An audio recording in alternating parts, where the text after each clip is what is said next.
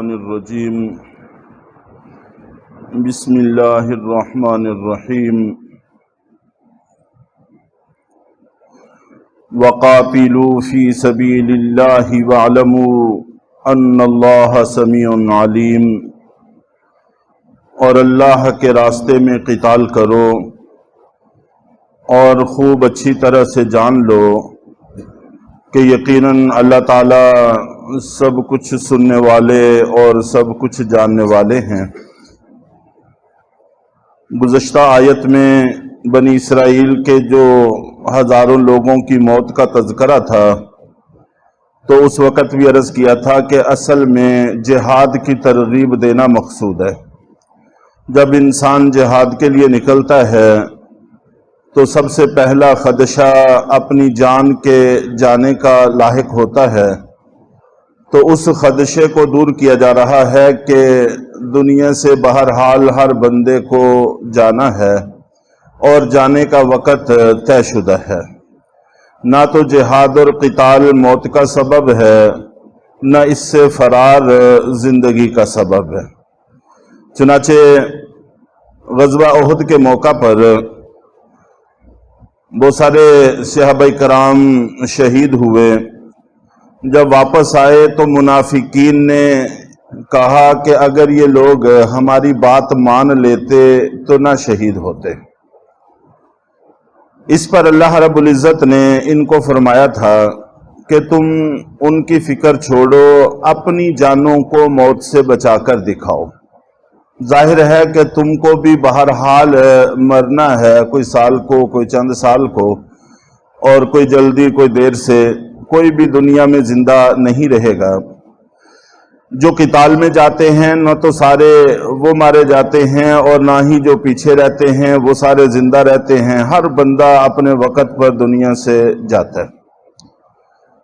اور جس چیز نے امت میں بڑا بگاڑ پیدا کیا ہے وہ زندگی کی محبت اور موت کی کراہت ہے، کہ زندگی سے بہت زیادہ محبت ہو گئی اور موت سے بہت زیادہ کراہت ہو گئی، تو اس چیز نے ہمارے اندر بگاڑ پیدا کیا ہے۔ اور یہ اس حد تک ہے کہ موت سے متعلق اور میت سے متعلق کوئی بھی ایسی چیز جو خاص طور پر کم قیمت ہے وہ ہم اپنے گھروں میں رکھنے تک کو تیار نہیں ہیں۔ کفن کا اگر ٹکڑا بچ جائے تو اس ٹکڑے کو گھر میں رکھنے کو تیار نہیں ہے، اور وہ بھی مسجد میں آ کر پوچھتے ہیں کہ یہ جو کفن کا ٹکڑا بچ گیا ہے یہ ہم مسجد میں چھوڑ جائیں۔ ہم ان سے پوچھتے ہیں کہ بھی مسجد میں اس کا کیا کریں گے؟ تو وہ کہتے کسی بھی کام میں استعمال کر لینا، لیکن گھر میں رکھنا یہ ہمیں مشکل لگتا ہے۔ اور زندگی کی محبت کی صورتحال یہ ہے کہ اس کے ناک کان سے اگر سونے کی کوئی چھوٹی سی ڈنڈی بھی ہے اور اس کو نکالنے کے لیے ناک کان کو اگر چیرنا بھی پڑے تو اس سے گریز نہیں کرتے، لیکن اس کو کسی حال میں اس کے ناک کان میں چھوڑنے کو تیار نہیں ہے۔ تو بہرحال اسی چیز کا علاج کرتے ہوئے اللہ رب العزت نے ارشاد فرمایا ہے کہ اللہ کے راستے میں قتال کرو، اور جو وہ مالک تمہیں حکم دیتا ہے وہ نتائج سے اچھی طرح سے واقف ہے، نہ واقف نہیں ہے۔ اور جہاد میں صرف جان کی ضرورت نہیں پڑتی بلکہ اس کے ساتھ ساتھ مال کی ضرورت بھی پڑتی ہے۔ من ذا الذی یقرض اللہ قرضا حسنا فیضاعفہ لہ اضعافا کثیرہ،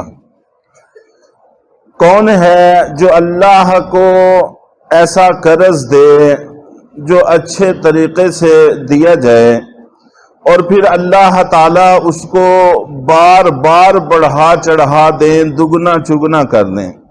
فیضاعفہ لہ اضعافا کثیرہ، یضاعف دگنا کرنے کو کہتے ہیں۔ 100% ایک چیز میں اضافہ کرنا، اس کو دگنا کرنا کہتے ہیں۔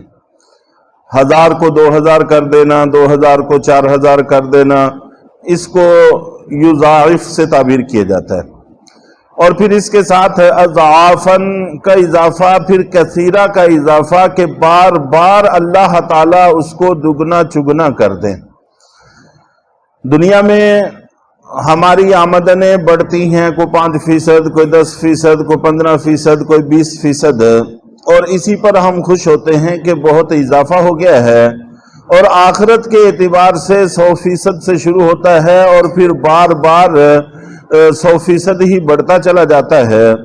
اور اس کے بڑھنے کی حد یہ ہے کہ اللہ کے نبی صلی اللہ علیہ وسلم نے فرمایا کہ جو بندہ ایک کھجور اللہ کے راستے میں خرچ کرتا ہے تو اللہ رب العزت اس کو پالتے رہتے ہیں، بڑھاتے رہتے ہیں، اس کی نشو و نما کرتے رہتے ہیں، یہاں تک کہ اس کو احد پہاڑ کے برابر کر دیتے ہیں۔ تو کوئی نسبتیں نہیں ہیں، اللہ کے خزانے ہیں، وسیع ہیں، اللہ اپنی شیان شان عطا فرما دیتے ہیں۔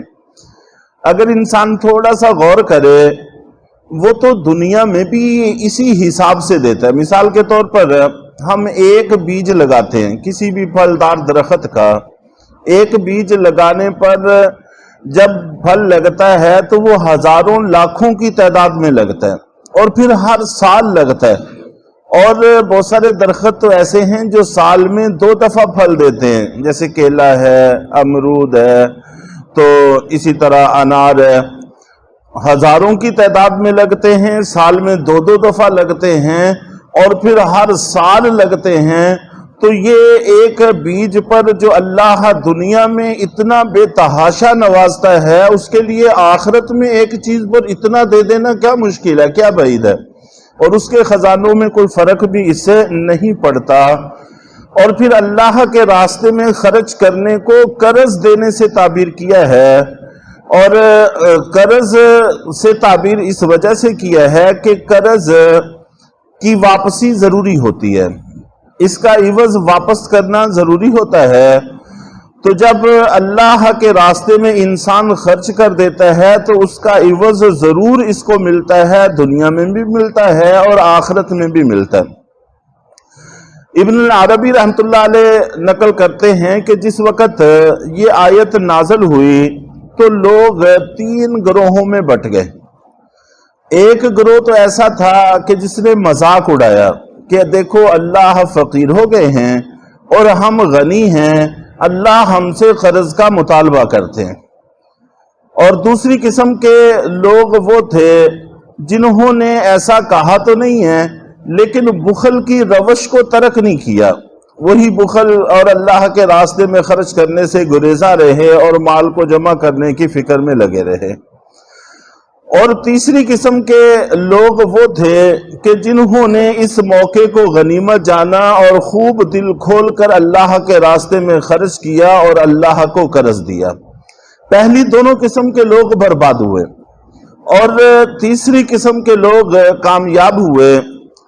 چنانچہ جب یہ آیت نازل ہوئی تو حضرت ابو دحداء رضی اللہ تعالی عنہ یہ اللہ کے نبی صلی اللہ علیہ وسلم کی خدمت میں حاضر ہوئے، اور حاضر ہو کر عرض کیا کہ اللہ کے رسول، اللہ تعالی ہم سے قرض چاہتے ہیں؟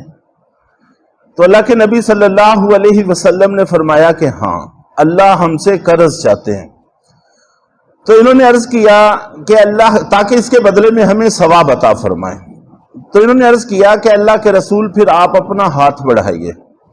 چنانچہ نبی پاک صلی اللہ علیہ وسلم نے اپنا ہاتھ بڑھایا اور انہوں نے آپ کا دست مبارک تھام کر عرض کیا کہ اے اللہ کے رسول، میرے 2 کھجوروں کے باغ ہیں اور اس کے علاوہ اور میرے پاس کچھ نہیں ہے، تو وہ میں دونوں باغ اللہ کو بطور قرض کے دیتا ہوں قیامت تک، اور مجھے اس کے بدلہ میں اور کچھ نہیں چاہیے سوائے ثواب کے کہ اللہ مجھے ثواب عطا فرما دے۔ تو اللہ کے نبی صلی اللہ علیہ وسلم نے فرمایا کہ ایک باغ اللہ کو قرض کے طور پر دے دو اور ایک باغ اپنے بچوں کے لیے رکھ لو۔ تو انہوں نے عرض کیا کہ اللہ کے رسول، میں آپ کو گواہ بناتا ہوں کہ ان دونوں میں سے جو بہترین باغ ہے جو 600 کھجور کے درختوں پر مشتمل ہے، وہ میں اللہ کے راستے میں خرچ کرتا ہوں۔ اور وہ دے کر وہاں سے اٹھے اور باغ میں آئے، उस वक्त रिवाज ये था कि खास तौर पर जब खजूर तैयार होने का मौका होता तो फैमिली पूरी बाग में मुंतकिल हो जाती थी और वहीं पर फिर वो मौसम अपना गुजारते, खजूरें खाते और देखभाल भी करते। तो इनकी फैमिली भी उस बाग में थी। तो ये गए और इन्होंने जाकर अशार में ये कहा कि मैंने ये बाग अल्लाह के रास्ते में खर्च कर दिया है, अल्लाह के साथ मैंने सौदा किया है। तो वो बीवी ने भी अशार ही में जवाब दिया कि ये तो बड़ी बशारत की और खुशखबरी की चीज है और तुम्हारे जैसा ज़र्फ रखने वाले ही लोग ऐसे कमाल का काम कर सकते हैं। तो चुनाचे उन्होंने भी खुशी का इजहार किया। और रिवायात में आता है कि इनके बच्चे खेल रहे थे और खजूरें खा रहे थे, तो फौरन इन्होंने उनके हाथों से खजूरें लेकर, उनकी झोलियों से खजूरें लेकर वो रख दी और इनके मुंह में जो थी वो उंगली डालकर इनके मुंह से निकाल दी कि ये अब हमारा नहीं रहा, ये अल्लाह का हो गया है और अब हम दूसरे बाग की तरफ मुंतकिल होते हैं। तो इस पर अल्लाह के नबी सल्लल्लाहु अलैहि वसल्लम पर वही उतरी और आपने फरमाया कि अल्लाह रब्बुल इज़्ज़त ने हजरत अबू दहदा रज़ी अल्लाह ताला अन्हु को जन्नत में कितने ही लंबे लंबे तनों वाले खजूर के बाग दे दिए और कितने ही महल्लात इनके लिए तैयार कर दिए। तो एक किस्म के लोग ये थे जिन्होंने पूरा पूरा हिस्सा पाया। तो अल्लाह ताला हमें भी वक़्त से फ़ायदा उठाने की तौफीक अता फरमाए।